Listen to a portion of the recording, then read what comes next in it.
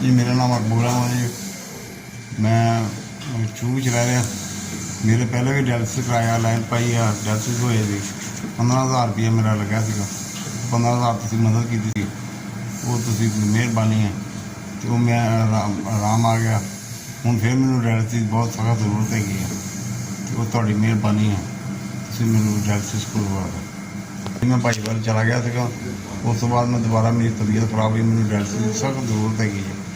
मेरी तुसीं डायलिसिस करा दो। बहुत बहुत शुक्रिया, बड़ी मेहरबानी। बहुत पहले भी मदद तुसीं कीती है, हुण भी तुसीं मदद कर दो। बहुत बहुत शुक्रिया, मेहरबानी। अल्लाह पाक सानूं सेहत तंदुरुस्ती दे, अल्लाह आसानियां तुहाडे वास्ते पैदा करे। 4 साल तुहाडा मिल गया, तुहाडा बहुत बहुत शुक्रिया। डायलिसिस वास्ते मैनूं मिल गया, सेहत तंदुरुस्ती दे, तुहाडे बच्चों नूं सेहत तंदुरुस्ती दे। थोड़ा बहुत शुक्रगुजार हाँ, थोड़ा बहुत बहुत बहुत शुक्रगुजार, बड़ी मेहरबानी।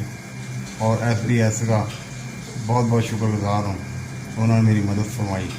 बहुत बहुत शुक्रिया। मैं सारी ज़िंदगी आसान मंदी याद रखूँगा। बहुत बहुत शुक्रिया SBS का, बहुत बहुत शुक्रिया।